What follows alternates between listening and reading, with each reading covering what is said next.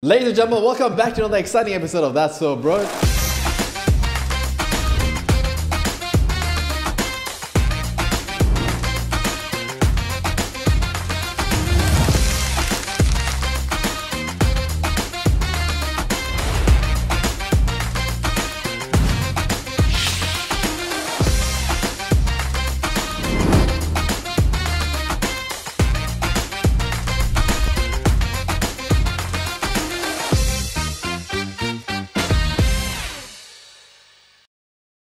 This is episode number 8 and we have two very exciting guests who are in the music scene who will now introduce themselves.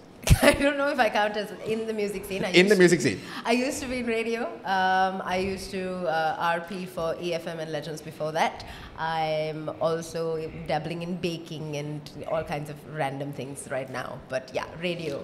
Karen has a dessert? Yeah, I do like desserts and stuff. Desserts and stuff, business that you can order through word of mouth. Word of mouth. Yeah, you'll have to call me or something. Her number will appear. I do zero advertising. So. Right. That's a great way to do a business. I mean, a lot of people will say, don't advertise. That is a waste of money. Marketing is for losers. Listen, if your stuff is good enough, word of mouth is enough. And exactly. That's how I get my orders. Yes. More. I don't know how to continue. How big is your empire right now? 3 branches. Enough to supplement an income that used to primarily be radio. So. Oh, well. Wow. Radio pays that less? Yeah, just seriously. Jump that. That's another reason I left. I was like, I do not get paid enough for this shit. Really? I can make brownies at home. And I get to eat the corners and stuff also. Yeah. Like, exactly. Right. The corners? The cutaways when you cut them. Okay. Through an I saw something else. Anyway, continue with our next guest. Hi. Yeah. So I'm Kanishka. You can call me Kani. I'm a musician by profession and been playing the pub circuit quite a lot. Wait, hold on. It's like deja vu. Did we do this? No. It feels familiar. It's the first time. This has happened before. So yeah, I'm a musician. I play in pubs, usually around Colombo, and I play down south as well. Yeah, I've been doing it for quite some time now. Hoping to make some big waves soon. Right. In the industry, so yeah. May I compliment your hair again? Hey, man. Gorgeous. Dude, I just wanted to be like you, you know, like. I know. Bro, so inspirational. I'm not sure of the correct physics term, but the reflection and or refraction we're getting from that side is bouncing off. Haters gonna hate. Hey. Also, Kanishka is taking part in The Voice, Season 3. This is the voice. Serious, hire me. Yeah, this year want to do something for myself to get some things on board. So yeah, thought of maybe giving it a shot, and yeah, it's been amazing so far. Learned so many things, and yeah, it's pretty awesome to be working with a global franchise. Right. By any chance you sit on the chair and go in circles? Do you get a chance to do that? Not yet, but I hope to do it soon. Bro, you record the crap out of that. I will. That is like a life moment. That's for me. just you going in circles. I want you. I want you. Do it. I want you. Nice. That is like a bucket list moment for you. Yeah, for any musician, I would imagine. Or human on earth. But you know, in those platforms only you realize the kind of talent Sri Lanka has, properly mainstream talent, and you meet people from Jaffna to Polonnaruwa who can sing and blow us out of the water, right? Properly sing, and they haven't gone for a single voice exercise or nothing. Oh yeah, just straight off the bat. Yeah, straight off the bat, bro. Amazing vocal capacity. Like I met some of them are friends now. It's like amazing people, like coming from all kinds of life, and they've worked so hard to get there. And for them, this is like a big thing. Yeah. Right. A very emotional thing as well at some point. And plus the level Sri Lanka Voice is at right now is very competitive, because I think from Asia region or from the world franchise, we are like number 3. Wow. Number 3 from number of competitors, or no, as in the level The of voice ranking from the program. Okay, like the quality of the program. Yeah. Correct. All right. So, and yeah, I was amazed to know that once I got into the competition, we found out a lot of information about it. And yeah, it makes me feel so proud that Sri Lanka is doing something at that level. Yeah. Like, globally. Yeah. Like, amazing. Do you like get in their heads when you like in the backstage like Mother Sindhu, worrying, you know? Nah. Nothing. I just go there to sing, man. When I applied for the competition, I thought like I'm singing here and there. I'm doing it right now. But if I'm going for a competition, I need to go with the mentality, okay, I'm going to win this. Yeah, obviously. Nothing else than that, right? You go with a 100%, 200% focus on what you need to do. That's the end game, you know? So I went with that mindset. Because, for me also as a musician, it's one of the biggest platforms I could play for here right now.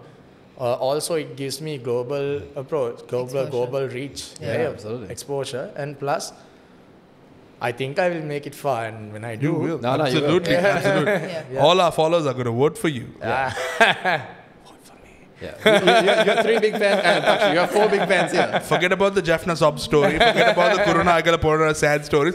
We vote for our Colombo brother. Colombo. Man, these are nice people. Like Sucks to be you. But this is not the nice competition. This is the voice. No, it's like this. I come from a background where I didn't get much avenues to learn things like as in go to a class or learn something from a professional. Most of the things I learned by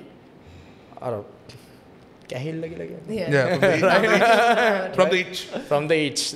Don't know what it is, what it sounds like, what all of this is, what is this, all that, right? So I learned everything hands-on. I went, watched people play, watched people learn how they learn, understood the mechanism, played it on my own, messed up so many times, and finally got it right to a certain extent. So that's how I learned. So for me, everything is a learning thing. Right. I go to learn, right? So I learn a lot of things by one note, how they sing it, how they do a variation to everything. So for me, voice has been a big learning curve more than anything else. Focus on the win, but ultimately I've been learning so many things that will help me, that is helping me right now professionally in so many ways, and I'm super grateful. Super grateful. I'm glad and grateful. Exactly. Yeah, right? So that's a great word. So I'm actually super grateful that I took part in this competition, right? And I'm hoping to better myself and do a very good job and win it. Work hard for it, man. And win it. Bro. Win it. And win it. Yeah. What about your musical journey? My musical journey. Well, I wouldn't call it a musical journey. I've been a choir kid my entire life.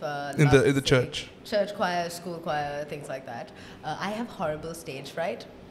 So the choir sings backstage? No. Like She's done it all. It's really weird, right? Like in a crowd, in a group, in a duo setting, I'm fine.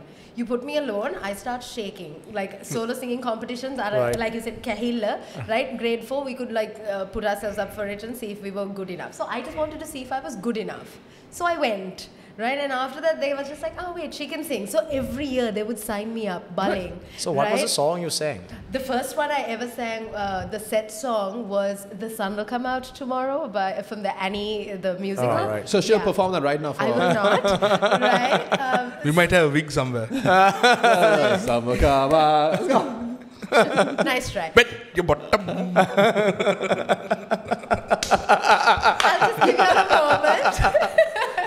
Right, but like that was the start of it, but that was also kind of the end of it because I realized I was like, I'm not cut out to be on stage. I cannot do this. Like it's too much of a nerve-wracking experience for me. But every year till I left school, I would be forced to get on stage. So I'll be in the corner hyperventilating, like I can't do this. I can't do this. So it was Annie every year? No, like it changes. Like you have the set song, you have the choice song, so you can do whatever you want, really, right? But I decided like group singing and things like that, fine, whatever. And then I continued with that.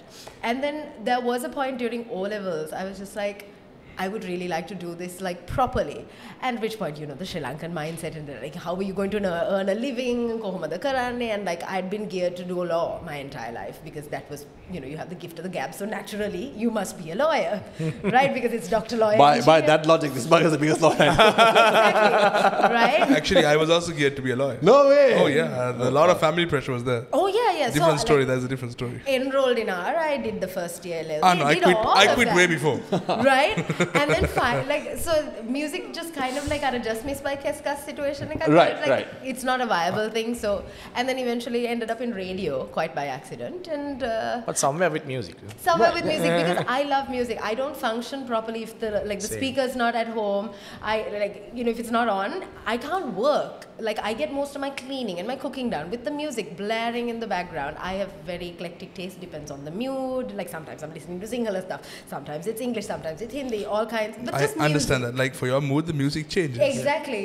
And but very vast and varied. Like, some people, like my mother, Jim Reeves, that's it. Oh. Okay. Right? Just that one particular genre of music, or one particular, like, few artists. In her day and age, she didn't have access to music. Oh, no, they did. They did. Oh, yeah. They had good music back then. Good But they didn't have access to it. It was difficult to get music. Oh, yeah, fair enough. That's what I meant. There was no access. So she probably had all Jim Reeves, and now she's just stuck on it. Right? But the difference is that I got into music, like into radio by accident, like I said. But in doing that, I realized how much I like hear the nuances and the different, the tones. Like, I adore finding obscure artists, like people that nobody listens to, or like sometimes, like, when this new up and coming, everybody's like, oh my god, they're brilliant. I was like, yeah, I listened to them like 3 years ago. You're that kind of person. She's that kind of person. I told you so. I told you so. I don't know. I don't say it anymore because what's the point? I'm just like, yeah. No. Your face is not transparent whatsoever. I know. My face has subtitles. I'm just like, yeah, okay. But music has always been something that I've gravitated towards, and it just makes me happy. So yeah, that when is you my say music. when you say you accidentally got into the radio, it's like you went to the wrong building, or No, so like were you looking for the bathroom? I don't know. No, so a lifetime ago, I used to be an educator. I was a teacher. And What were you what teaching? subject? So I'm a fully qualified preschool teacher, and I used to do speech and drama. I used to teach at Lyceum. Wow. Well, Hot day. hot diggity day. Yeah. Well, after I left school, this is quality. What Lyceum? Nuggekoda. Under Miss O'Deal? Oh, Dale Melda. Oh my gosh. If you can work with her, you can work anywhere. Yeah, I know. I still hear her voice. Oh, she's brilliant though too. I used to love watching her work because her work ethic is such that, like, she'd just sit down with a piece of paper and a pen, right? And we did the Jungle Book production, right, for the year-end thing. And now we had the scripts and everything, but she wanted something that didn't exist, and she just wrote a song. She just wrote it. Look at Yoshan's face. It's brilliant. No, that's how, it's What's well? I mean, Looks like he has a different story altogether. Yeah, no. Miss O'Deal is superb in drama. Oh, yeah, Yeah, sure. she's brilliant, but Looks she's At like the also same time, Miss scary. O'Deal is strict as hell. Super scary. So I have experienced the strict part a lot. Right. Yeah. Like the whole Raymond Road will know I'm getting scolded. She. That's why I said She's if you can work very with her, loud. you can work anywhere. She is absolutely scary as hell. But Is she a mom? No, my mom's more than that. Okay. yeah, but she's brilliant. I also, even though she scolded me, I still enjoyed working with her. I did a lot of plays with her. Lots of kids who get scolded by the drama teachers are the ones who love the teachers the most. I absolutely adore her. And I used to go for every audition. I mean, I got some, I didn't get some, but I still enjoyed working with her, even though I got scolded very often. Right. But still, she's a fantastic teacher. A little bit scary. That's it. Right. What a diplomatic way of saying. Because I hope that my daughter will learn from her also one day. Oh, Of okay. course, yeah. Yeah. Right. Her daughter's also there, Andrea. Yes, Yeah. I know. Andrea's also there now. Is she as scary? No, she's less scared. Hi, Andrea. Very nice. She was very, very nice. Okay. Oh, Yeah. okay. She gave us motivation to come to school also. She was sweet. Okay, right. When you say obscure artist, Yes. who exactly did you find that kind of changed everything for you? There's an artist called William Fitzsimmons. She just made up a name. No, I did not. Right? It sounds like a mobile phone or something. Ladies and gentlemen, check out the William Fitzsimmons #1. He has a song that he does with Rosie Golan called Hazy. Right? Everything sounded made up there. I'm gonna throw this guy who's actually music. You Right? know, No, to be honest. So, are they British? Actually, They're Portuguese, Ameri- actually. Rashad. American, but I heard it. You know how they used to have these fan videos done on YouTube for different like shipping couples on like TV Right. shows and things, right? And I was watching an OC, a shipping video, right? And they had used this as the backing track. And back in the day, they didn't have Shazam things, Right. where we could. I was like, who is this artist? I love this song, right? And then with the greatest difficulty to scroll through the comments because people asked, what is this song? What is this song? Found the song, went on YouTube, found the track, and then I fell down a bit of a rabbit hole, right? And then I found William Fitzsimmons songs, and I kept listening to his stuff. And it's so simple. It's just him and a guitar. It's just him and a guitar, and it's so soulful, right? And I was like, oh my God, why am I not doing this? And any artist that we listen to, like people are like, oh my God, who was the fellow who came, the DJ guy who came, Lankavata? Avicii. Avicii the Lankavata, no? Avicii never came to Lanka. No. He came. No, Alan Walker. Alan Walker also came. Right? And all the kids are like, oh my God, Alan Walker's coming. I'm going and checking. I was like, sis, I knew Johnny Walker before. Name 3 songs, please. Just, I'll wait. Name 3 songs. Biscuit Because Kudu. You don't know, right? And like people fall down like, okay, this is commercially successful, but there's so many other songs of these artists that never made it big. Which is such a shame. Dude, like, Right? have you watched this Royal Albert Hall concert from Above and Beyond? Yeah, Acoustic? I saw it. No, I also had. Watch that concert, right? Yeah? It's crazy. It's live, right? Fully played. Every instrument is played live. Do you know that they came to Sri Lanka? That I don't know. No, really? Yeah, because they are a DJ outfit. Okay. I think 3 of them are there in that outfit. They are DJ. There was only 2 in the Royal Hall, right? I think must be 2 then. So I'm not more into like electronic music, but I get it, right? Yeah, so I also kind of draw lines these with guys electronic. created their electronic set live. And played it at Royal Albert Hall. You should check that concert. What's it called so everybody can watch? Just go for it. Just like type Above and Beyond Royal Albert Hall. It's a very Acoustic, recent yeah. concert. Whatever happens in this Royal Hall, I usually watch because they're spectacular. Yeah, Recently, Dua Lipa did one.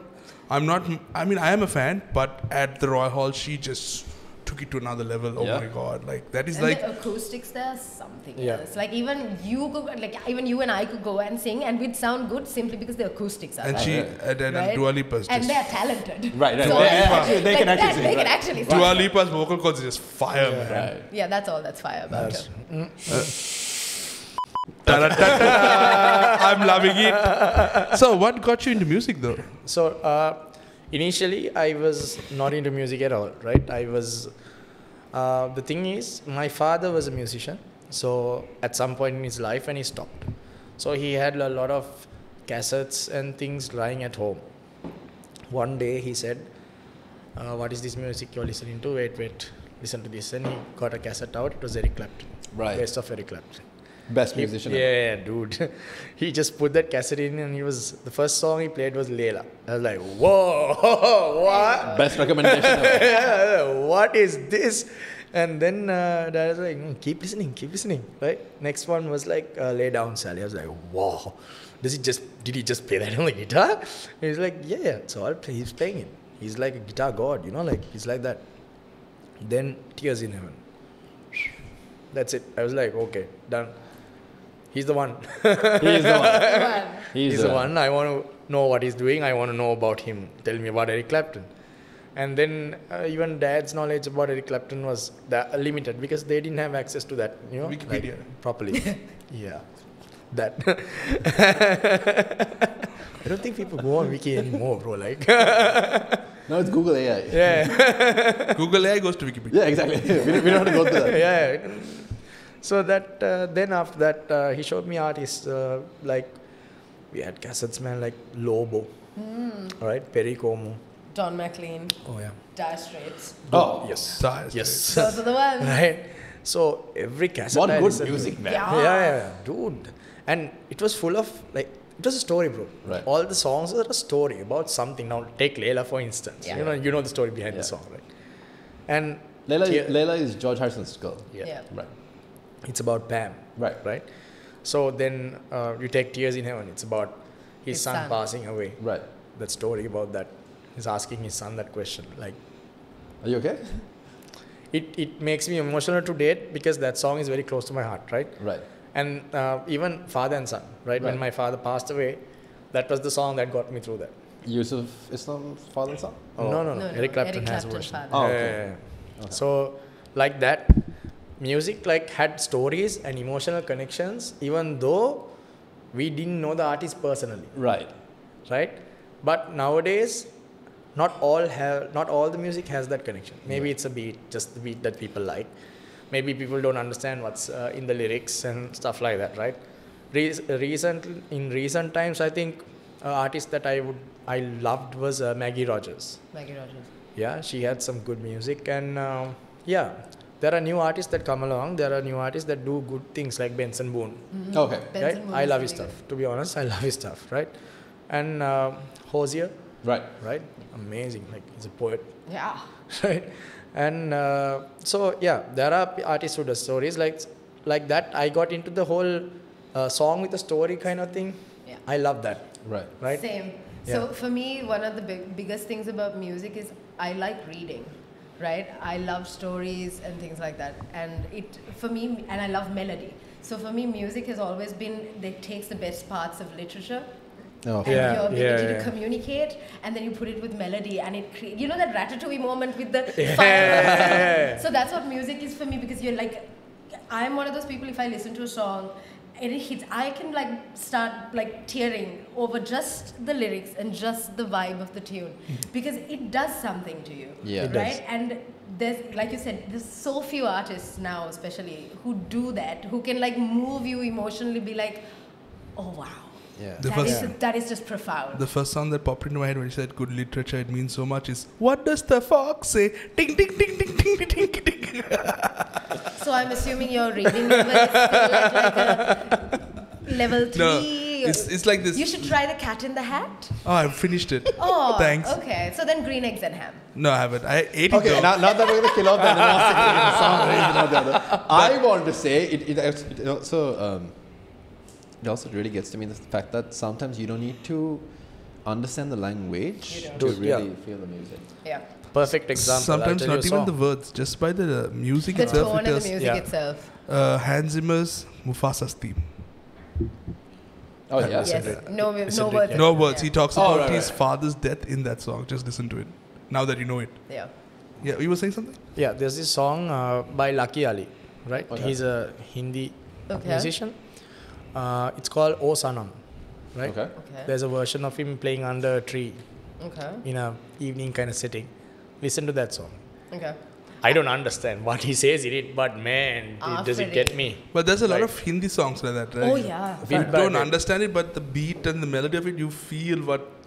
But then So there's a song sorry. called Afreen. I don't know. They do a Coke live studios. Yeah, I think I've seen that before. Yeah. Rahif Fateh Ali Khan. Yeah. Him and Momina Mumtaz.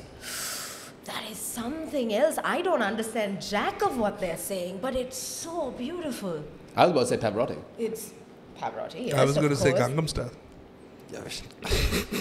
What emotion does that give you? Yeah, tell what us. evokes? Happy. This is the question that I wanted to ask you. Like, Happy. I don't know what they're saying, but I was going, oh, Gangnam Style. Right. It works. Right. Euphoria for Euphoria 6. Okay. So, the other thing we wanted to move towards is the local music scenes. Yeah.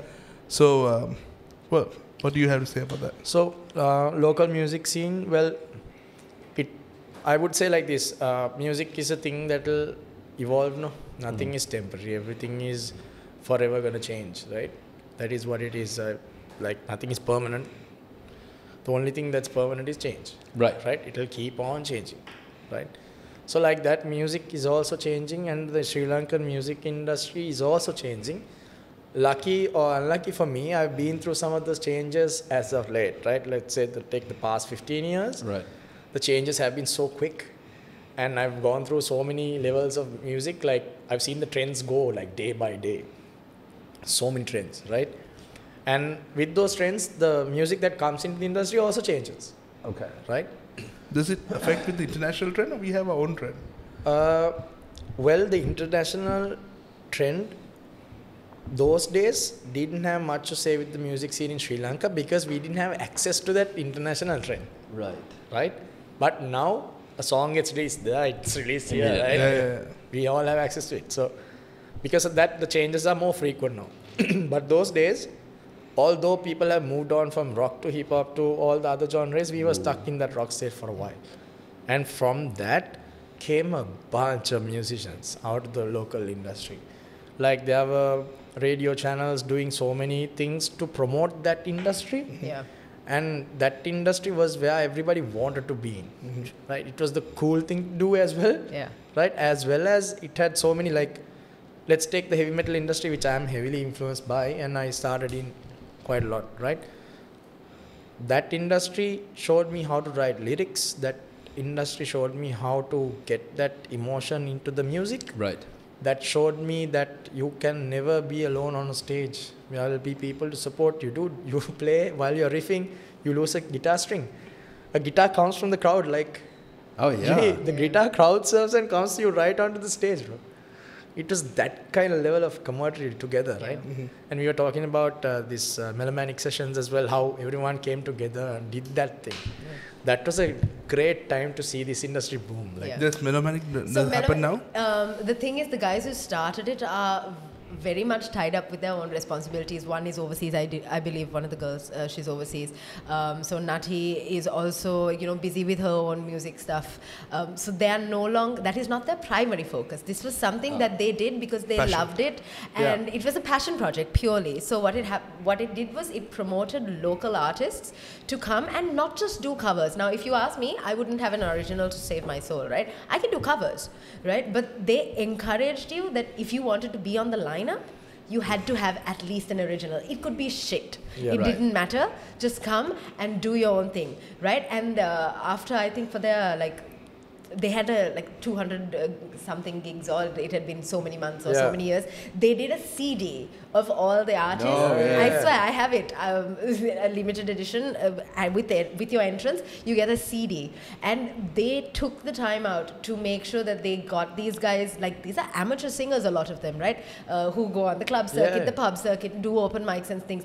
Gave them the studio resources and recorded a song. Wow. Yeah, and so Yasmin, like we were talking, before, was a spearhead. She would give them the facility to live stream to people overseas and stuff. And it used to be what we used to call a BYOP. It was a bring your own padura kind of thing. They'd just get any empty space, furniture shops, somebody's apartment complex, the garden, cathedral, amphitheater, there. Just you go, you sit down, and it's all about the music. So I'd known Sankar since my failed law career, right? For years ago, right? And I knew he could sing, but I had no idea that he was Cece's cousin, any of that, none of it, right? And then I went, and this was during a really tough period in my life, right?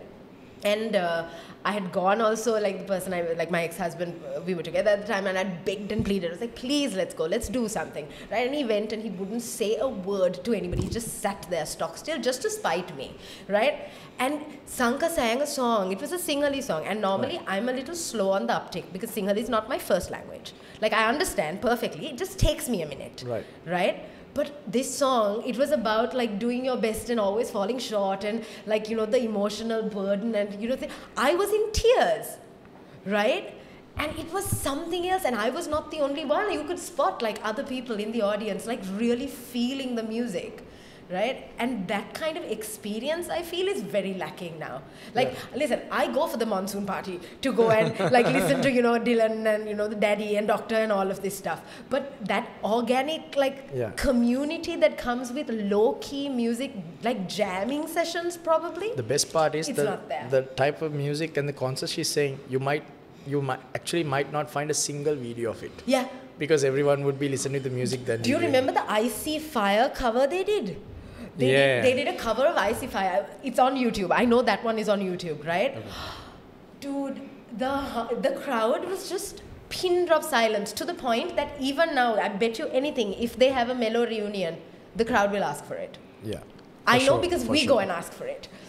It is something else. It's Julius, can't explain, man, in words. The beatboxer. Oh yeah, Julius. He came and he did an entire thing. At one point, we were in the church premises. We were at the cathedral premises, right? And my brother was like, "Do you think the father's going to come out thinking some demonic possession has happened here?" Shh. It's something else. It does something to the crowd. Yeah, do you want to give a shout out to Yasmin because of her great? Of course, Yasmin has been a great facilitator for local artists. Yeah, even for stand-up comedy, she has done quite a bit for us. So local talent, that's what she's, and it's so rare. Out, girl. So because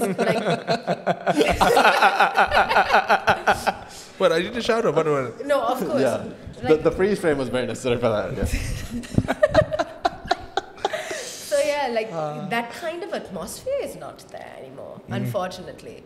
Like, we still try to do something, like if I go and hang out with Izzy or whatever, he'll take the guitar out and, you know, we'll sit in the car park and we'll sing or whatever. Like, like it was basically bringing that micro jam into a slightly, into a bigger sort of atmosphere without losing the authenticity of it. Absolutely. You know? And here's the thing, right? Like people from various walks of life, people who listen to Ed Sheeran and that kind of thing. And then you have the hardcore rockers who come like Tenny and, you know, Shahara will show up and Suresh will be there and, you know, Greg Palliga. And, you know, all of these are musicians from various genres in the country. But they still come because it's a community. And you understand like how, you know, I got your back kind of it is in that community when you go for smaller things like that. Stand-up comedy is more cutthroat, I feel. Comedians have feelings too. Hashtag, can you support me, guys? Come on. See, the musicians are supporting each other. What's wrong with you all?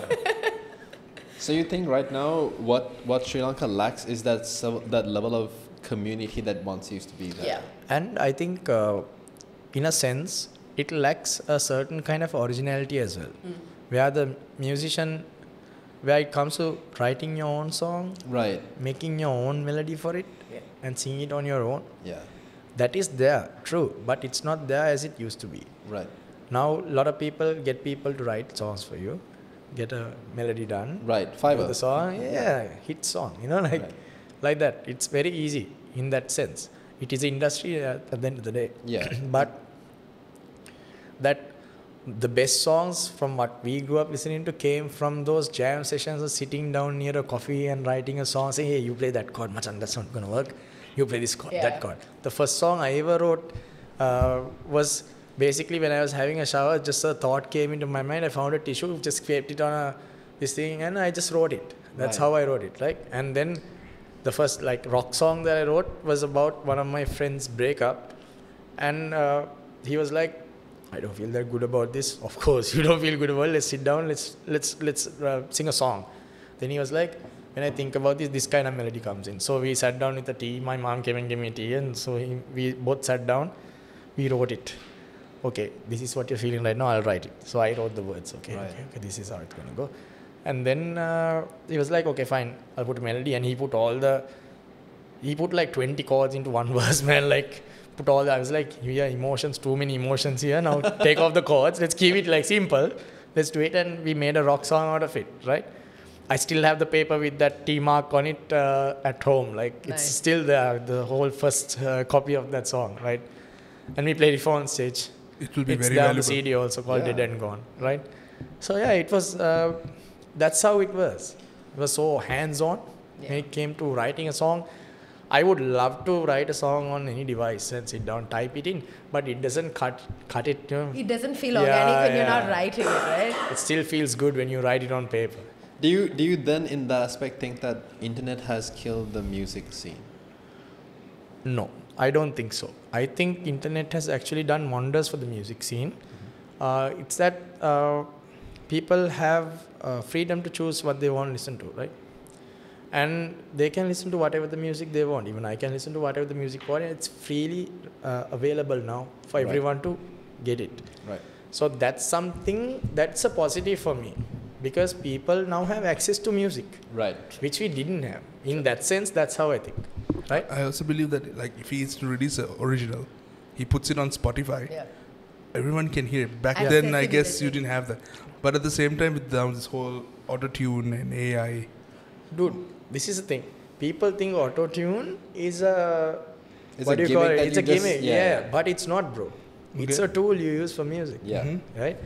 As long as you use it as a tool, it actually works. Right. Because I don't think anyone can pitch perfect at a take. No. Right?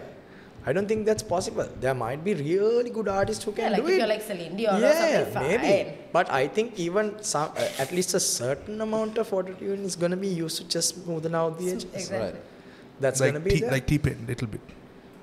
Listen, listen to T-Pain without auto-tune. Exactly. I've heard him without. I had this conversation with Yoshan. He's been in the music industry for how long, and how long did it take us to realize that this man can actually sing? I've seen him actually sing. Yeah. I was just like, what?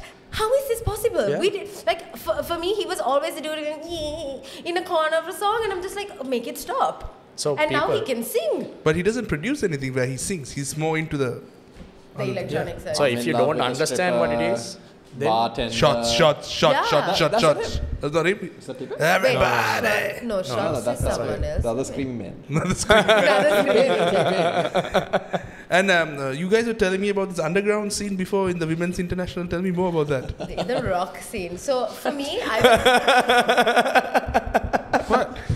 Women's International Convocation.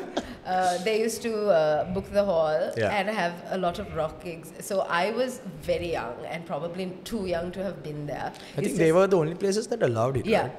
And Shout out to the women. because again, the demonic, the Satan worship, that kind of outlook the cool was all stuff. like, Blood drinking culture. that was what our parents used to think. Wait, it's not? No, it's really not. Right? No, it's not. But like the really cool thing about that, like I was way too young to have gone, but my brother used to go. My brother was very into the rock scene. Shout out to her, Aya. Seriously, right? What And a- so what a because of him, I used to go for this stuff, like Horeng tag along, or like when Aya went to university, I'd go with his friends. Like they used to chaperone me, right? And I used to go and like watch Stiggy and then play, or Loner, Land of No Return, or whatever, and just never go and mosh. I'm too scared, right? I was just like, I'll stand in the side, just wait there with like an orange juice or a Sprite or something. Moshing is the corner. best. I have a technical question. Hold your train of thought. Yeah. What is the point of moshing? You're so into the song that you just You just let it out, bro. let it out. But then, at the cost of hitting anybody else, is there legal reparations, madam? You cannot There tackle below might the be. belt. There might be, but- if someone presses charges for assault or But battery. at a metal gig, I don't think anyone. Yeah, I think everybody okay. would waive that. Right. Yeah. Okay. Because you consensually went there. Yes, Yeah, exactly. okay. It's and called you asking consensually go and eating. mosh and hit Yeah. each other. Yeah. Okay. Right. See, now I didn't want to have to deal with that. So I said, I'll stand in the back. Right. I'll watch this. Right? Any excuse to beat another person up. It's great. No, but like I would like proper solid like. Dude, head and bang it's in nothing the hall. negative, right? Yeah. No, Once no, you no. finish the whole mosh pit and you High come five. out of it, you're like, Exhilarated. Yeah. It's something else. Like I mean, like even like standing in a corner and I got proper like headbang and stuff like that. Bellary denoa pahuenda and all. And it's a different dopamine rush. Right. It is something else, right? And it's music. You've not hurt anybody. You've not like Except run your like- bell. Except for the bella. Right? But it brings out such raw emotion, right? And it's just a sense of community that you will never find anywhere else. Like you go to the bathrooms, the girls are like properly supportive. That I think is there any bathroom, any club, anywhere. What? Supportive in the bathroom? What are you supporting? where is this conversation going? Like, wherever you go, there are the creepos, sometimes. In the bathroom? So if you're like, if a bunch of girls have noticed that like some dude is like weirdly hovering around you, okay, right? They'll like, if you go to the bathroom, they'll be like, hey, listen, that dude was standing near you. Like, are you okay? Is he like, troubling you? And sometimes you'll have like grown ass guys coming up to you and be like, are you okay? Like, can I get you something? Like, are you safe? Are you here with anybody? Like, it's a different kind of environment, which is how I know half of these people, because they've just been nice to me over the years. And I'll always be there like some, little schoolgirl There's dress. this stereotype though when it comes to metal musician. Oh, okay, he's doing drugs, he's worshipping Satan. No. Yeah, he's gonna an kill evil me. person, right? And So- these so- guys are so nice. Yeah. I mean, they can't afford the drugs. Come on. I also. We would We can neither state nor. confirm, not deny. Right. But I've also found out that psychologically listening to heavy music and letting it all out is a great stress relief. It is. Yeah, it is. And which is why I also found out that heavy metal, not just, enthusiasts in general, are generally very happy people. Oh yeah, for sure. They're the nicest bunch of people you ever met. Yeah. But they're scary as fuck. Look at them. No, so growing up, like I've got tattoos and stuff. So one of the biggest reasons I wanted tattoos was because I was into the heavy, the kind of thing. But I always wanted to get stuff that meant something to me, which is what I've gone and done, right? But I Want Ink thing, that itch has been there since I was a child, right? But it's all influenced by the kind of music I used to listen to. And I used, not used to, I have... I listened to it today. I have anger management issues. Like I used to get really angry really fast as a kid. No, that's normal. Right? And no, it's like diagnosable kind of level, right? Women. And...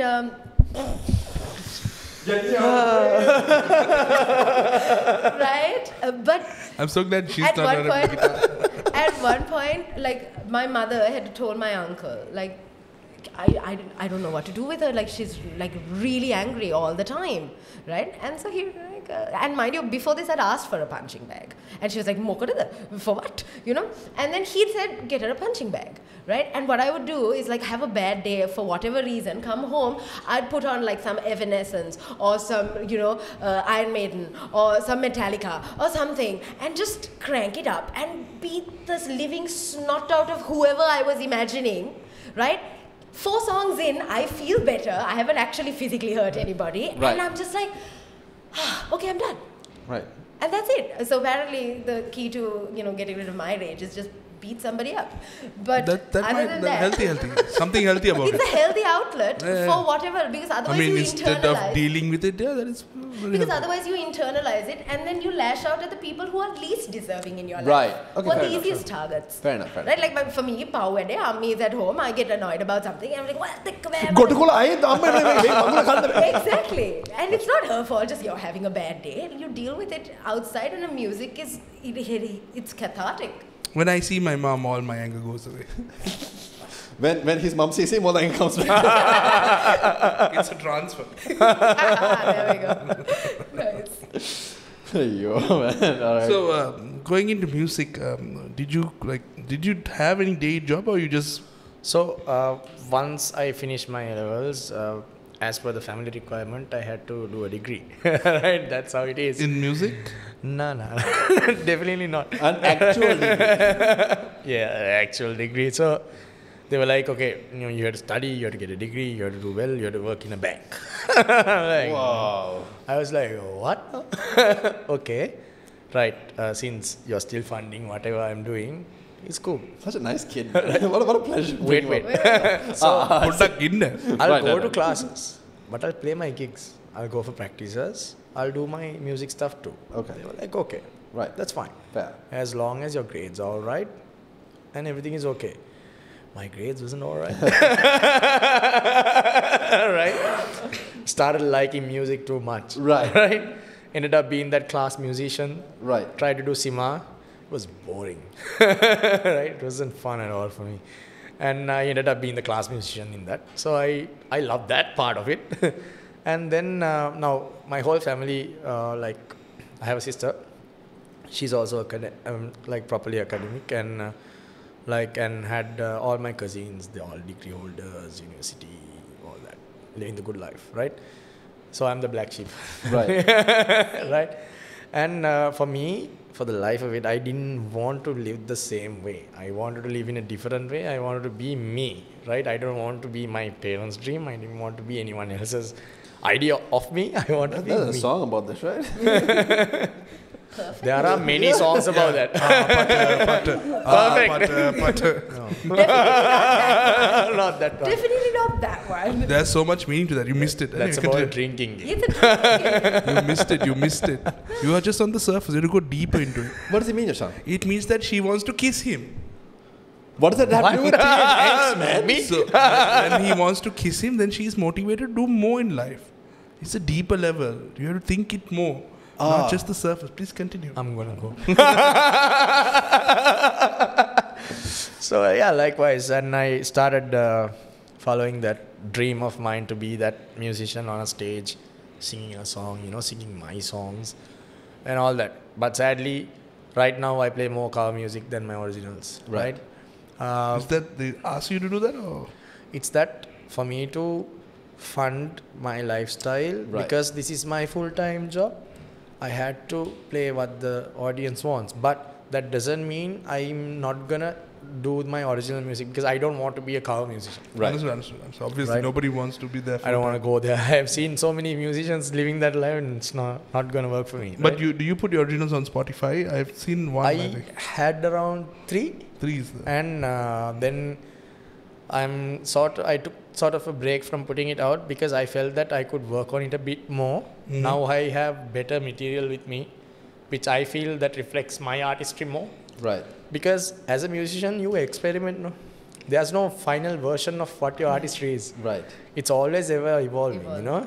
From let's take like what is it like Bruno Mars. You take him from the start to now, he's evolving. Yeah, he keeps evolving, changing. right? From just the way you are to Yeah. I'll tell you how you are. Yeah. To Silk Sonic, Yeah. to Arbiter, right? Yeah. Everything is All it's different. evolving, All yeah. different. Yeah. So like that, we kind of experiment with music quite a lot. So most of my originals, those 3 originals back then, were actually sort of experimental stage of where I wanted to be. Right. But I figured out along the way, no, this is the kind of music, I like this music, but as an artist, I need to be something else. Okay. So I started working on that end.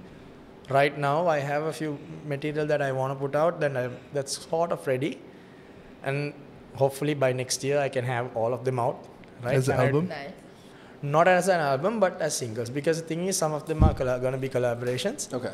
With a few of my friends and stuff like that. And plus, now I have learned a lot of things about myself in this journey of music, right? So based on those things, those things have actually come into that music, like into that lyrics and all that. So I need to make sure I get it across clearly so everyone understands my story, Right. right? Understood. So that's why I'm not procrastinating on it, No, right? no. It's not. It's a creative process. I'm taking. Understood. Yeah, understood. So this coming year most probably will be the year that I actually get it out across because it's not easy to record and get everything done fast doing a full-time job and all that, full-time music and all that, because this is the least, let's say, least amount of job security is in music in Sri Lanka right now. Entertainment industry is actually in the low end of the Job scale, security. yeah. Right. And well, if you take responsibilities and all of that into account, right? If you now there's a way you need to buy clothes, you need to eat, you need to provide for your family, everything, right? So those things have to be funded through this, whilst it funds your music as well, Right. right? And the industry is pretty cutthroat. Trust me, it's not just comedy, right? When you come to the music industry as well, it's pretty cutthroat at some points, and sometimes people forget the love. Right. That's what it is, right? It's all about money. At Yeah. some When point. you can taste the success, then you forget your... They forget like that. And then few years in, you ask yourself, okay, where's that artist? Don't know what happened. He's gone off the face of the earth. Because of the money. Money and things that, karma, right? Yeah. It goes full circle, right? And at some point, it's going to come back to you. Right. And best thing we could do as musicians is spread the love, spread the happiness, share the sadness with the audience, and just keep a good relationship, man. Music is a good vibe. Yeah. Whether it's sad music, emo music, whatever music it is, it's a good vibe. Except for the mumble rap shit. I don't get that. Right. Right? Mumble rap, like electronic music, I find it really hard to judge. But they have fans. Yeah. There are lots I'm and not no saying, offense yeah. to anybody else. It's harsh on my ears. Right. That's the thing. Because Personally, there's no story. everyone, yeah. Because there's no story. There's very For little us, story involved. there's no story. Yeah. But for their fans, Oh, that's like they go on like a whole journey, and you're like, oh, I Good for you, sir. fail to see that. Exactly. Right, Good on you. you go to Tomorrowland or something, those concerts, you see those videos. I have never been there, but I would love to go there once, just to check out the vibe. Right. Yeah. You know? Right. I want to go Because to Burning I think it's Man. coming to Yeah. Thailand or something this year. What? Oh, yeah? Yeah, Tomorrowland. They're going to do an Asian version. Oh, probably, yeah. Oh, So right. for the Asian audience. There's no... What? The rock version of that was Woodstock. Yes. Yeah. Oh, I'd love that. Oh, I know. Would have loved to go there, man. Wow. Do we have a Woodstock version No, we just have in Sri Lanka? I Like just have a wood mill on top of my road, brother. No, they did a Woodstock concert, can you remember, at CR once? Back in 2016, 15, 16-ish? No, I was under a rock. I was. full But it wasn't mountain rock vibes back for then. Woodstock flavor, it was just a media gimmick. No, so like even jazz Sundays and things like that we used to go for. Like I used to go for jazz Sunday all the time. Hi, Yosha. Hi, Abba. I love the music, right? But after a while it becomes something else. Yeah. And you're just like, why am I here? Right. Right. This is not the purpose of what we're here for. Yeah, you lose the focus of what it is. You know, Yeah. like Right. you come there to listen to music, but then all of a sudden after a few times you're not there to listen to music. You're not there because last week there was a girl who was wearing something like this and you kind of thought she was hot but you didn't get her photo. So this week you're here to see if they came Whoa, back. Jazz Sundays used to happen once every first Sunday of First the... Sunday of Yeah. every month. It was done by one of the big banks. Yeah. International banks, yeah. And then it was at CRC, then first they had the entire ground, they started warding Yes. off the ground, right? Yeah. I remember this thing. I used So to now work at it's- that international bank. Same. So now they do it at that club 1864 something. really? Independence Road. Independence 80 Club. Yeah, 80 Club. There we go. That's the one. There they do once. Is it? I try and go whenever I can, of course. Like, Is it not there. exclusive, whatever it is? No, you can go, you can buy a ticket and all of that. You don't have to be only for members, but Yeah. they don't advertise as much as they used Oh, to. good. So once in like Legends වල හිටපු ගමන් එහෙම ඇහුනොත් like I try and go. Right. Okay. Because again, they've managed to preserve the vibe because it's not a massive Yeah, space. yeah. It's a very limited amount of people who know about it, who come because they know about And it. really enjoy that. And really enjoy it. Like, I mean, there's beverages and food. No, and no, all. alcohol is there. I can say that. Okay, yeah, there's booze and things like that. So you can go and sip and chill again, enjoy Yeah, yourself. in a sense, Colombo has actually forgotten that vibe. You know, like that, I personally feel it. You can take it out on me, whatever you want to do, but Yeah. I've seen it firsthand. Colombo has actually, to some extent, forgotten the vibe of what it is at a concert. Yeah. Because when you, as a performer, I feel it. Because when I play for a Colombo crowd and when I go down south and play for a crowd that is non-Sri Lankan, mostly foreigners, the appreciation for the music you Yeah. get Oh, yeah. is next level. Something else. They Yeah. actually listen to what you sing. Oh, yeah. but in the Mosang, again, are you guys doing, is it that you do mainstream music or are you doing a certain genre? So, although my roots are in rock, because of this profession that I have chosen as to sustain myself as well, I am doing all sorts of genres. Okay. So I play from pop to rock to basically entertain, right? Right. We have to entertain the audience. Whatever they want, Whatever they some want. Coldplay, Right. we do Leonard Skinner. So it's a big spectrum, you know, Right. and there's a lot of artists in middle. Right. And we do the Oasis stuff, the sing-along songs. For weddings, we play Baila. Right. But it's never the Led Zeppelin and the Eric Clapton. It's just... That's the thing. When you go south, you will definitely get a request for Led Zeppelin. No! Yeah. I'm going outside. Joshan. You will definitely get a request from somewhere for some Zepp. Somebody might come and say, can you play some Deep Purple? Yes. Right? And, you know, Good those things are seen. Actual music. I've had so many requests like that. And then I used to sing Whole Lotta Love as well those days. So one of my favorite, when I say somebody comes and says, Led Zeppelin, okay, done. That's it. Get him 10 drinks on me. Okay, he's such a smart person. Good for you, so I take a seat right here. And then Pink Floyd and yeah. those classics, bro, like Rolling Stones. Those kind of requests come more towards down south. Now, if you take a Colombo market, Colombo audience, most probably you'll get Ed Sheeran. Coldplay, Yeah. Ed Sheeran, request 6-8. Oh, yeah. That, and yeah, somewhere along the line, the pop kind of the top 10 hits, you know, like. Be better, Colombo. Do better than this. It's nothing wrong with there's nothing wrong with it, yeah. What is happening, like I understand, like you said, the music scene is evolving, Yeah. right? And as somebody who's purely a fan, right? I mean, my singing background has absolutely fuck all to do with this, but as purely a fan, yes, I understand the need for evolution. Like, I mean, you have our artists, the younger ones, the new and up and comers and things like that. I understand the need for commercialization.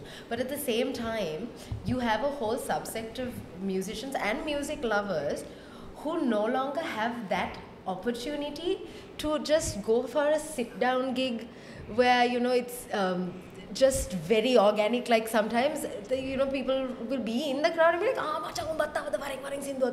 you know, and then somebody will get on the cajon and somebody will be playing the guitar and then they're just riffing off each other and the audience is singing back. It's something else, and that is not there anymore.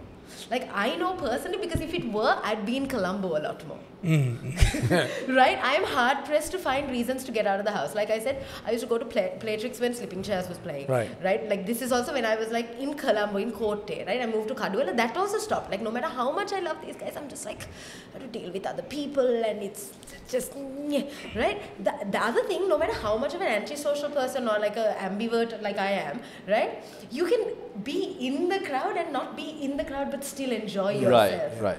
Right? You still have that spectator's experience while still feeling the community, while not actually being forced to talk to anybody if you didn't want to. You had the option if you wanted to. Like that entire scene is missing now. And that's really sad. Just remind me, if you see her somewhere, not to say hi to her. You're hand signal. I'd probably do this if I... That being said, there are some venues that bring that whole jamming scene still, right? Places like Playtrix, Main, right? They do that. They do that. I'm not saying they don't. And there are places where we have jam like that, and it was so nice to get that jam on where other musicians, like let's say MBM and us, we get together and we do a jam, and then somebody comes in. There's this thing now called Mixed Fruit Jam. Right. And Sean about it. Nice. Crazy. Like a lot of musicians get together, just jam out, you know? And that brings other bands out, you know, like a few friends get together and let's form a small band, let's do something else, let's get something done. And like that culture is still there. It's not like it's not there, but it's weak. Wish it could be bigger and more public. Yeah. Maybe there's no money flowing, I mean, for them to do that. I think if they have the event, money will flow in. It's not you remember now. You used to come for the open mic at Manchester. Oh, you guys, we have some fantastic just so you know, we have some fantastic stories that this handsome gentleman tell all about. Yeah, go for it, bro. This happened long time ago. So I was part of the first open mic that happened in Sri Lanka, right? There were some good artists that used to come there, Ravin, Sam, Demit, a lot more artists like that who used to come and just perform for the open mic, just for fun of it, right? So I ended up being a host of that open mic, right? And then the open mic moved to Manchester, and Yoshan used to come there. I was in the audience. Right? For a while. For a day. I'm literally moving my mic away so I can just watch this. Yeah. I wish I had that video I used to have of Yoshan singing so that I can show you guys. There is a video. Yeah. Wait, like on these pages and all? Well, I don't think so. Because the thing is, I used to collect all these videos because memories, right? Yeah. Like so many people came and like sang on these stages. I used to like open it out for everyone. Like, if you want to do stand up, you do stand up. If you want to do poetry, come and do poetry. That's fine. It's open mic. If you want to do a dance, do a dance. Right. But now open mic is more of a marketing gimmick. Everyone does open mic to get someone in to come there. Right.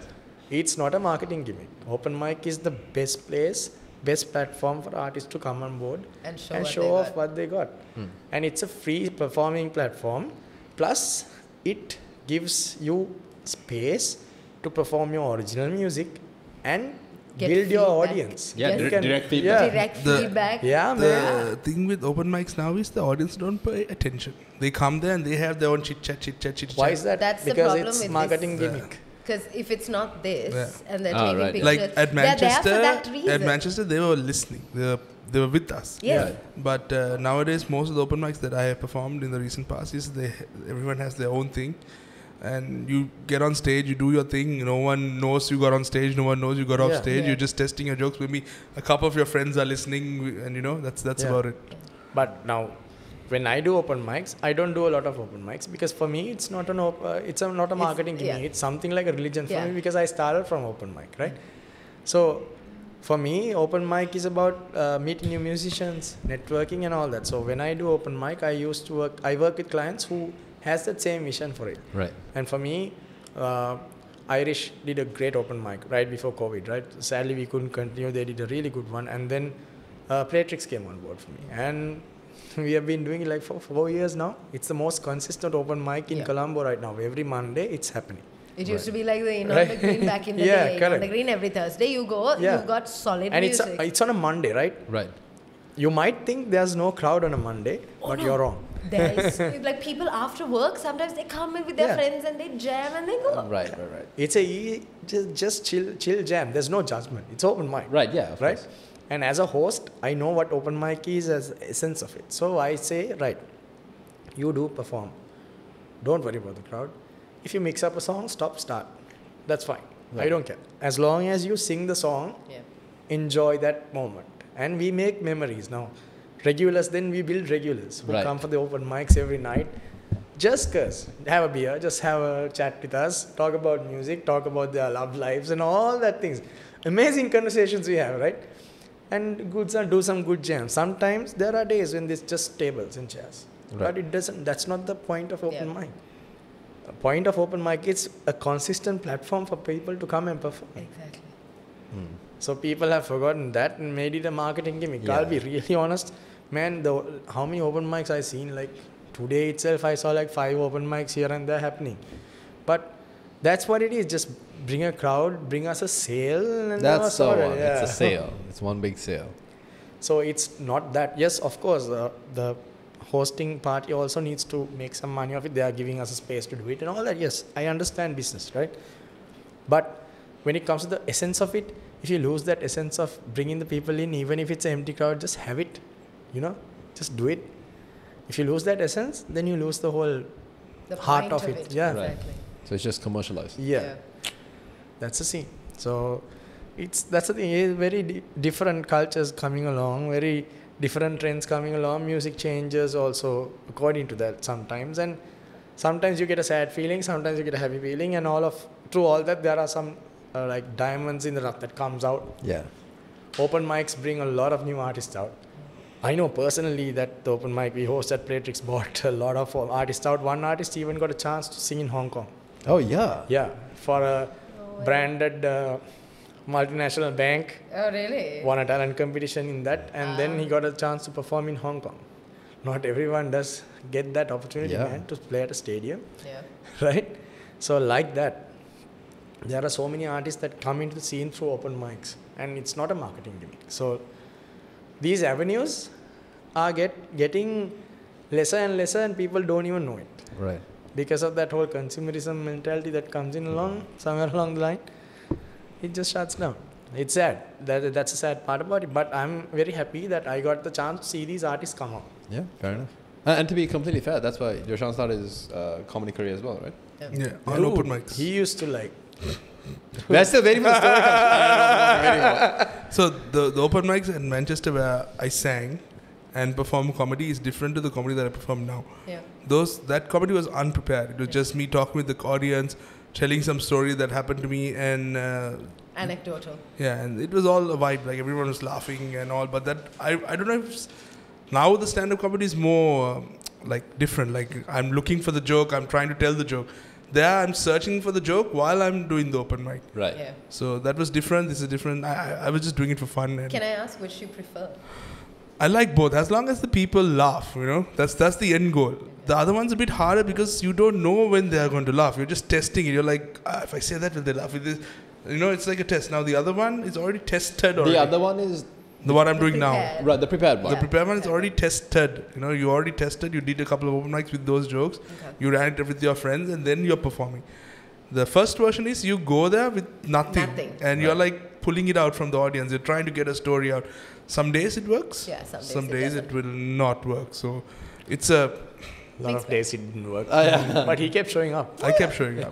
That's about like way when you want to do something, and if you don't stick at it, you're never going to get good, right? So what's the point? I kept showing up, and I think it worked a couple of times. But dude, there were times we died laughing literally, man. Like right on the spot, you would just pick something and like take it from there, and man, it's the audience also. You need to have the back and forth. Yeah. So that was just a phase. I was just testing some stuff out. Yoshan doesn't know how to take compliments, bro. So yes, he's deflecting very, very intently right now.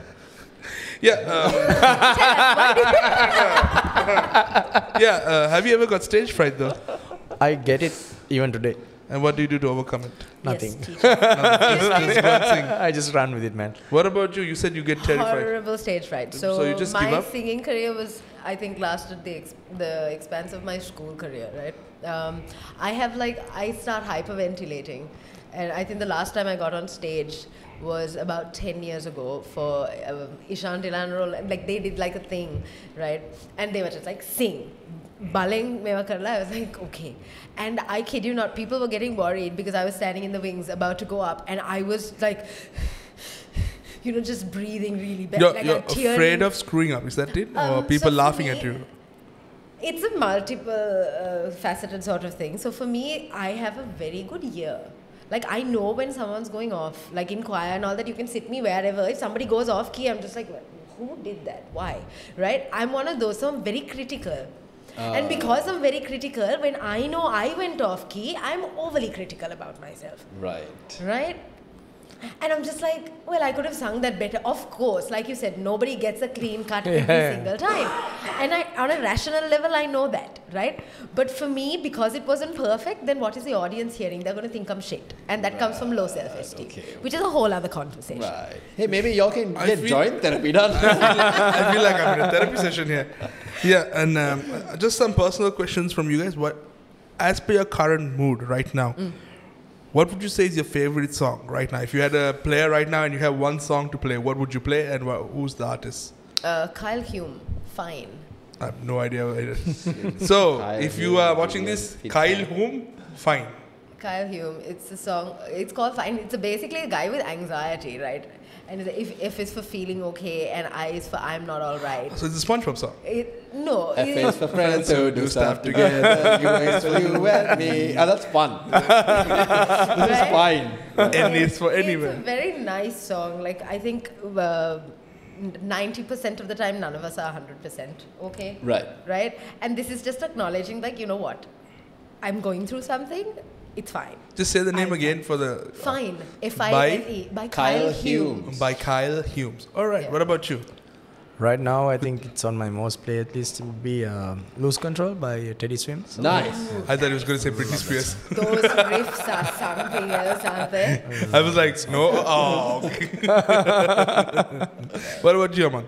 I'm getting into alt rock. Okay. Yeah. So right now, so we sang Creed before this, but then I have a small playlist of as many screaming songs as I can. Okay. So there is the Halo 2 theme song by Breaking Benjamin. I can't remember. Diary of Jane. No, not Diary of Jane. So close. One of those. Dance with the Devil. No. Is it Breath? No, not Breath. We're going to say the entire album right now. But Breaking Benjamin was solid. So Cold. So Cold is a different album. Breaking Benjamin, Halo, Blow Me Away. That's a good song. Very good song. Because we lived that experience, right? So I grew up being I'm a heavy gamer. Right. So you play the Halo 2 thing, and in that the whatever island or planet is bursting while you're driving through it, and this song comes in. Oh, nice. Brah. Right. So all the nostalgia and everything just keeps hitting in. Nice. What about you, Yoshimoji? Oh, I'm very simple in my taste of music. Very simple. I listen to mostly the 80s stuff, so I'm in a very Lionel Richie mood these days. All night long, Nice. Yoshan doesn't like screaming music. I have my moods. Okay. Yoshan does not like it. I have a playlist called Scream. I have my moods, and when I'm listening to screaming music, Amanda would not want to be near me. Whenever we come here, or anywhere, so I have the second person, right? So driver and the passenger, and you have audio control. Yeah. Right. You're the DJ. Please no screaming music. Okay, Matan, please don't. At 11 in the night, he's playing screaming. 12 in the night, 11 in the night, he's playing screaming music. I'm like, bro, I had a rough day. I want something. Yeah. Okay, if you like screaming music, then there you go. See, my people. At 11 in the night, I can't take it. I have a daughter who screams all day. The last thing I need is a grown-ass man screaming to a guitar. Fair enough. I want silence, you know. No, you get into the car, you play some drowning pool or something like that. At my age, bro, I need softer at the night. We're all the same age. But little bit with the kid and the wife and the... Going home, you're going to war, man. You have to be ready for that. At 11 five finger death punch into that thing. 11 in the night, everyone's asleep, man. Get some Godsmack on. Hallelujah. Godsmack is an afternoon song. It's an afternoon song, yeah. Night song is pure jazz. Okay. Sweet Solid. 80s. Music. Smooth 70s, you know? Nice. Little bit 90s. No, 90s also is morning time, not night time. Because 90s music will probably make you want to move around a little, and you can't do that. Like, I'm a big fan of the Slow Flow series. Okay. Like that kind of music. Slow flow. Sundays. Soul Flow Sundays. So I was a big fan of that series. So I'm very much into that kind of music, especially at 11 in the night. Okay. But I do listen to screaming music. I have my moods. I am one of y'all, okay? I am also cool, but also Thank you. Tell me one for screaming song you listen to. I listen to all Breaking Benjamin, Bullet for My Valentine. So alt. Yeah. That's not, well, okay. Screaming to a level. Okay. Evanescence. she's judging your scream. I listen to Evanescence. If you do like screaming music, there's a band called A Vain Attempt. Alice Cooper. Right? They're proper emo, screamo music. Vain spelled V-E-I-N or V-A-I-N? Which band did Tarja sing for? I forgot the name of the band. Tara? That Wait, hold on. Kiss while Lose your Control lips or are something still like that. Hold red. on. I forgot the name of the band. Hold on.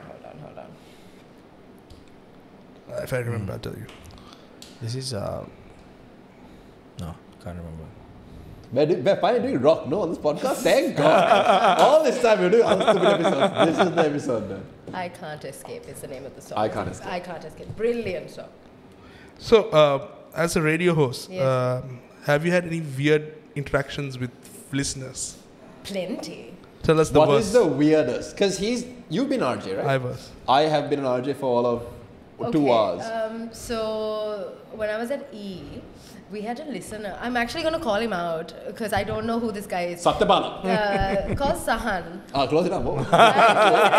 Right? This guy either knows me or knows someone in my circle or something. He knows far too much information about me than just to have heard it on radio. Because Right. yes, I do talk about a lot of personal stuff and all that. Ah, but so- to know detail to that level is ridiculous. Like from my own personal habits and like personal life choices and things like that, to my dating history, to like amutu vidihata, to the point where like it started getting really annoying. Like he would always just say something like, you're wearing this at this place, no? And I'm Like he "Are you?" calls you, right? No, on the hotline. On air? Yeah, so on the hotline he'd text. On text. Right? And I'd be like initially I was just like, okay, that's kind of weird, but right. And I was being really nice about it. After a while, I just properly lost it. I was like, listen, I don't know what you're doing with your time, right? But like, And you said this on air?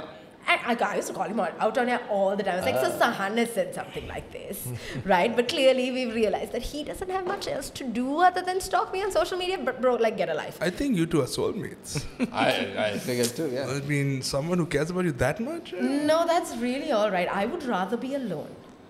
Dang. Damn. Damn. Right? And it got to a point where it was just like, you were wearing this, I saw you. First of all, either grow a pair and come and talk to me. Right. Right? Either that or you are some ex-jilted lover going on by some, with a fake name and just talking about it. So, like, I'm now dating somebody, a very serious relationship. And when, like, that came around... Was it him? Did he just play the long game? He wishes, right? And he actually had the balls on him to send a message to the group saying, looks like Karen's going to be married more times than any of us, isn't it? Like now, apparently she's getting married again. And I'm just like, first of all, at least I can get somebody to marry me. Ooh. Right? More than once. 3rd-degree burns. Right? Like, clearly, all you can do is hide behind a screen somewhere and text in about clearly some sour grapes that you can't get into my pants. Ooh. I have no So jokes. That would be the weirdest. It's him calling. That's my man. Oh my God. I was going to lose my mind. What about you, brother? Any weird fans and stuff?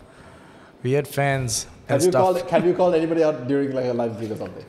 Yeah, there was one time when I was performing, one guy was getting super handsy with someone, a friend of mine in the audience, a friend's friend. And when we were playing on stage, I could see that she was getting harassed. Right. Because it's a big place and the audience was right around on the stage. So the best thing I could do, I couldn't stop the music right in the middle. I can, but I was thinking, okay, fine, I'll keep the music going. So I just gave her the hand and got her on stage. Oh, nice. Nice. So I asked her to just dance on stage. Wait here and you dance. Nice. And she just danced on the stage and these guys are like, don't do that. Is that like an artist thing? I have to ask, because I've had that happen to me. Greg, right? So OIC, right? The band was called. So they used to perform at Dutch all the time. And so back, like I was going through shit and I needed to get out of the house. So every Friday I used to go to Dutch and watch them perform, because some of the boys live in Kotte. So they used to drop me on the way. So I was like, be like the band groupie basically. Right. And I used to just go and like listen to the music, because again, it was not about going out and drinking or meeting people. It was just to get out of the house, feel like a little energized and just get out of my own head, right? It was very therapeutic. And so one time I went and like Athaneli, there was a bar street place. I was seated and this guy came and he would not leave me alone. Little while later, Mama punished right? He got a chair, he sat me between the drummer and the keyboardist. He said, you want to dance? You dance fucking there. Don't come out. And I was just like, okay, I'm funny. And so I kid you not, like little kids, like, you know, the teen boys and all that, and they're like, can you ask them to play this? And I was like, I'm not part of the band. I have been punished. I am punished. Well, teacher again the band, I'm punished. I'm just like, Exactly. So apparently that's the thing you all do. Yeah, the thing is, it's like this now. She was actually one of my friends. They were going out at that time, and I saw my friend getting mad from the table. He was coming on, and I knew it was going to be fine. Yeah. So best thing I could do right now is to remove her from the situation. Right, okay. Where my friend will be happy and everybody can continue having a good time. Right. So I just took her on stage, and it's like this. It's not a nice thing to do, bro. Like, you're coming to have fun. Right. A woman, guy, whatever, man. Like, they're having fun. You don't go and disturb their peace. And plus, you don't go and harass anyone like that, man. Like, it's not right at all. When somebody says no, take it and leave. Yeah, man. Like, right? Like, sometimes girls, like, there have been plenty of times we go up and just like, okay, I want to meet somebody today, right? Other times it's like, I just want to go and have some fun, like listen to some music. And then when some codger comes up and like wouldn't leave, just take the no and leave. Go, there are other women here. And these bar fights things that happen while parents are performing in the audience, it messes it up for everyone. Everybody. Yeah, fair enough. Because we stopped the music then and there. I thought you were playing to the beat of the fight. No. That's like fueling the fire, bro. You know, that is where you play the heavy metal. You know, like usually the venues come and say stop the music so that they can disperse the crowd and like, get it sorted out. No. But I practiced all the time for this moment to go. I've seen people hitting people with bottles. Yeah. Their heads cut open. Oh my God, things I've seen. Like, if you're having a good time, know your limit, have a good drink, have a good dance, have a good time and go. Go home safe. Exactly. And especially like another thing I found very rare, like when I used to go out, donkeys years ago, was that I used to go by myself for the most part, right? And that alone is like magic. Right? Dude, very recently, I understand. Now, recently there was a gig that I was playing, and like I think two ladies were just sitting in a like a table, and they were just alone, and there was a bunch of guys around them sitting, and like every song I can see a guy walking up to them and offering them a drink or whatnot. They politely said no, it's all right. Yeah. And after that, it's not just offering a drink. You know, it's like getting let's go dance, and they are drunk. They're trying to pull them and all that stuff, right? So then I called a waiter and told just check on the table or move them to somewhere else.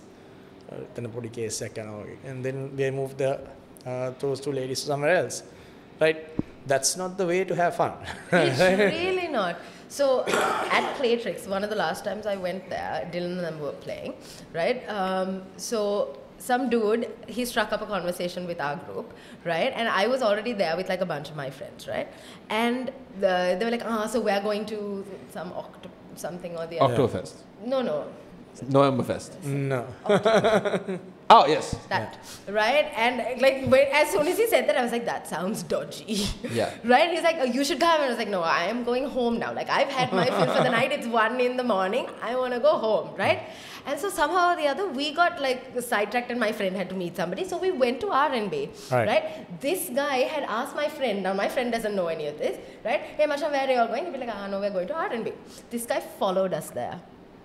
Oh, He followed us there, and True love. there he would not leave me alone. And finally, I was like, "Dude, personal space." Was his name boundaries. Sahan? I was about No, he his name worked at Sahan? MS. You should write a song about it. the and song. Kay. Sahan I think was there's already like- song now. Follow me and everything. Mini-hack ne kiya, Daniel ne waisi. A woman would never sing a song like that. A woman would never sing a song like that because that's just asking for trouble. All right, so that's the end of the list of questions we have for you today. We have a game for you. Oh no. You're gonna love. I've seen those games. Those are dangerous. Ladies and gentlemen, today's game is very simple. It's a Christmas theme game. Oh Lord. So we have a list of Christmas carols and a list of artists. You need to sing the Christmas carol Oh Lord, like that. as the We are artist. done. The best you can. It doesn't have to be perfect. Just we all have a laugh. It's like an open mic. You know he's the only one who sings here, right? Yeah. Okay. I mean, And you apparently I sang at open You mic. sing in the bathroom. He sings also in coffee shops. I don't think those facilities You are sing available. at the choir. Just go. Hurry, Okay, hurry. fine. Let's. What was your position in the choir? Forward, back, center? She was prop. Hooker? No, I sing descant when I'm like properly trained. Otherwise, I'm a proper soprano. I understand what I both meant. don't know what desk camp is, but Descant is what the coffee maker. yeah. I don't know what to correct in that because first of all, you're talking about a decanter. Oh. And a decanter is not used for coffee. It's for alcohol.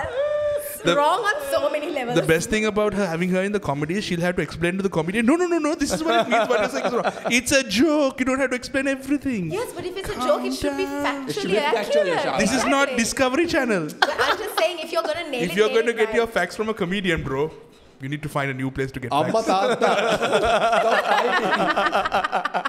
All right, let's do this. Okay. Amanda, you do number one. Well, no.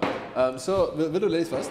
You have. I agree, ladies first. And X is the song, and O is the artist whose style you were singing in. You put both in one? I put both in one. That's why I wrote X and O's. That's why he went missing for a while. Yeah.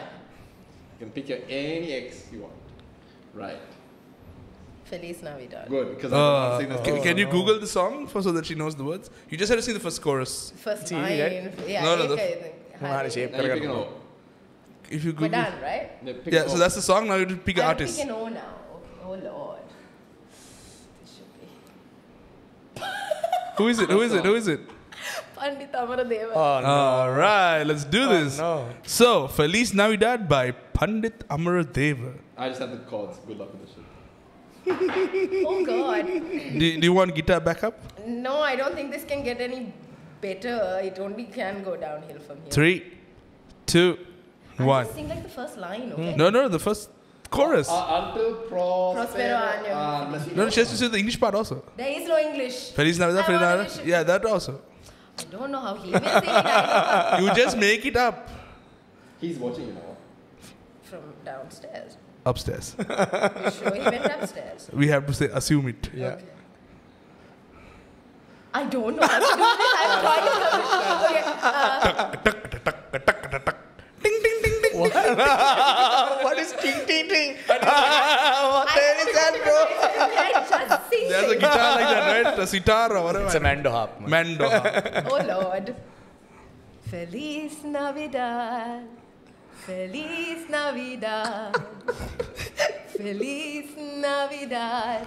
Prospero año felicidad. Right, yeah. I want. She started. Go for it. Come on, finish it. You started. Finish it. I want to wish you. With the hand. I want to wish you Very a nice. Merry Christmas. Both hands. I want to wish you a Merry Christmas. I want to wish you a Merry Christmas from the bottom of my heart. I am never doing that again. Ever. All right. We'll go this way. Wait, no, you go next. Yeah. Please God, let me. He's reading it. I can see that. Don't let him read it. I can do that. He's reading it. Don't let him read. I can't. Hey. Fine. It's such a good song also. What is the song? Last Christmas. Okay, you keep Last Okay, Christmas. okay. No, you need to shuffle. He's reading the. I can't see the words. You pick. You pick for it. yeah. She's also reading. No, I didn't actually. Oh man. Who's that? Who is it? He said, Who is it? Celine Dion. Celine Dion. I wrote that because Yosha told me to write that. That's brilliant. You can actually. If not Celine Dion, any famous female pop artist? Yeah. We wrote Celine Dion / Whitney Houston. I won't write any girl singer. I was hoping you would get that, but unfortunately. Yeah, I was hoping. I would have been happy with that. Yeah, I know. Karma. It's a bish like me. How does Celine Dion sing? What is the song? Beautifully. Yeah, that's the thing. What is that? Near, far, wherever you are. Last Christmas, I gave you my heart, but the very next day, you gave it away. No. This year, to save me from tears, I gave it to someone special. See, that's what a body. That's what a body I will sound like when I get on stage. That's why. Nicely done, high five. Beautiful. Well done. Thank you. All right.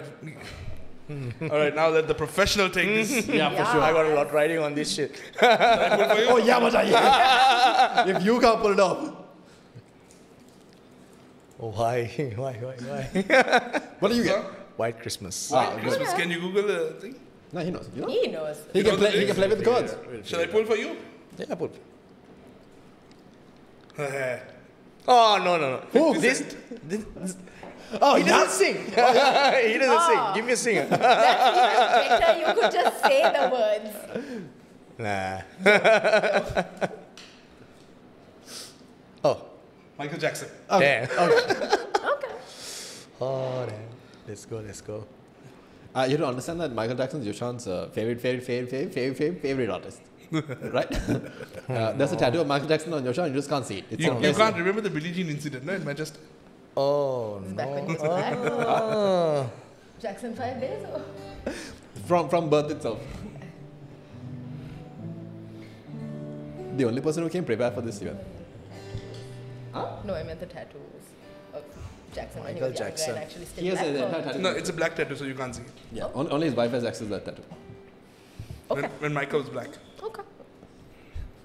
It's a hee-hee. It's in his hee-hee.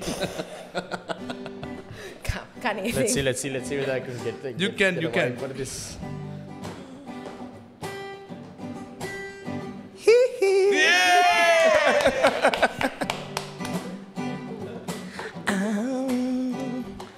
Dreaming of a white Christmas, Oh, this is what it's supposed to sound like, right? just like the ones I used to know.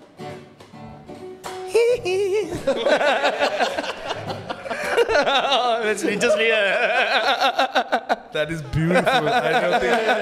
So the only person I don't think any of us. You will pull for me. I don't think any of us can do it. Please get me the 50 cent one. No, 50. Okay, wait. I won't listen to Yoshan sing. We will all be privileged to listen to Yoshan sing. Yes. Silent Kani's night. already heard. Okay. Silent night, Nice. okay. Nice. Oh yeah, go for it. Axl Rose, the only person I Can you get that Axl Rose thing? You don't understand? When I wrote Axl Rose, I just think he's a guitarist, isn't he? so I wrote Axl Rose / rock voice. You need to scream it out, son. Wow. So it could be like a 3 doors down kind of a thing, you know. Yeah. Like, No. No, it's Axl Rose. Axl Rose, you gotta go hard. All right, let's go. There's Silent Night lyrics. I got it. Yep. Yeah, that's how I started. Silent night. Holy night.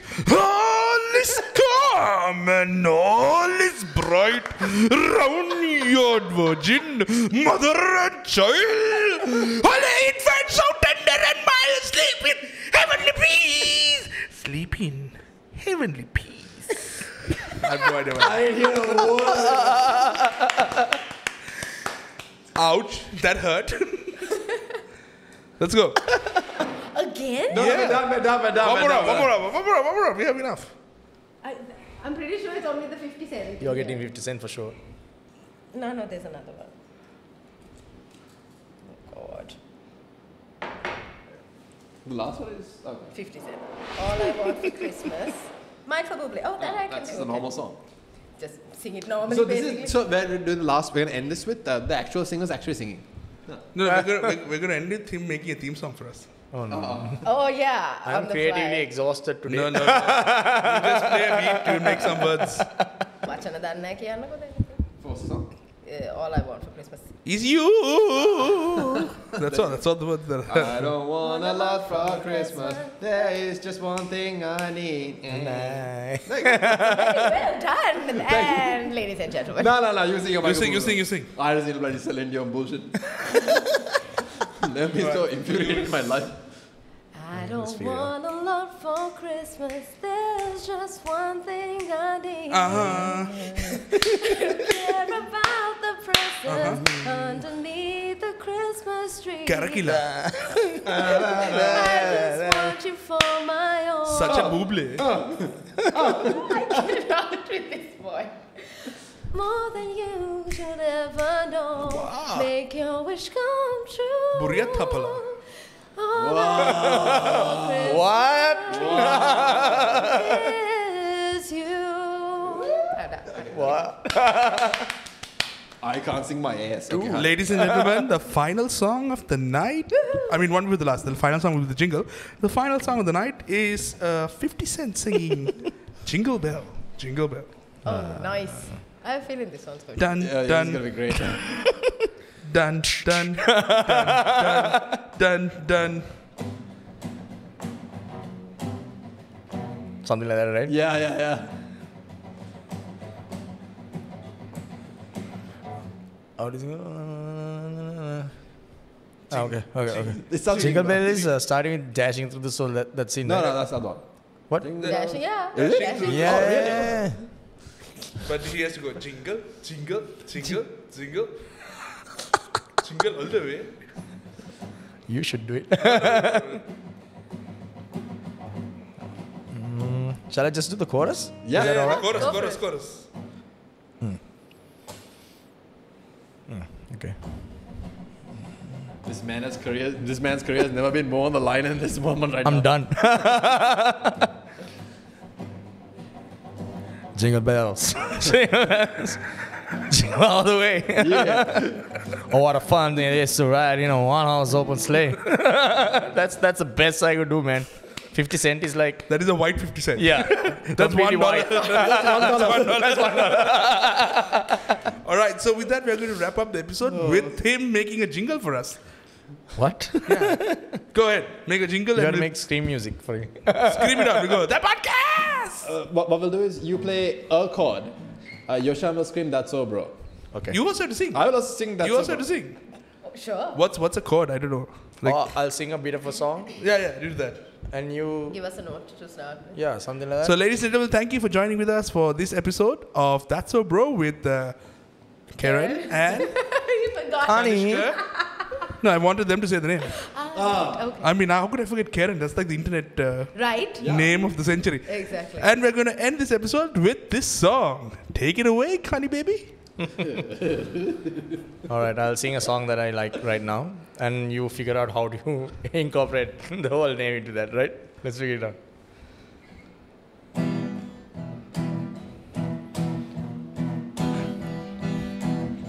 Something's got a hold on me lately. No, I don't know myself anymore.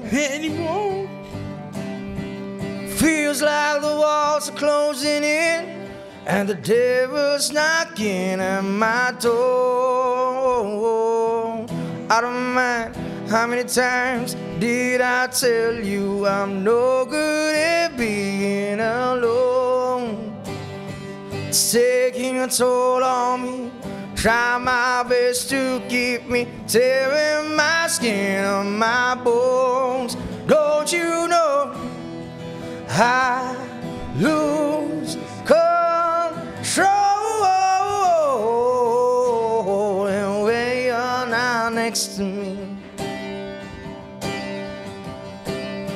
tearing apart, baby, you make a mess of me. I lose control.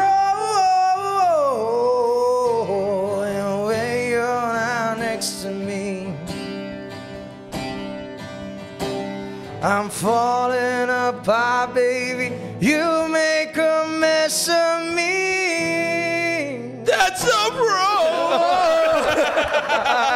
Thank you so much.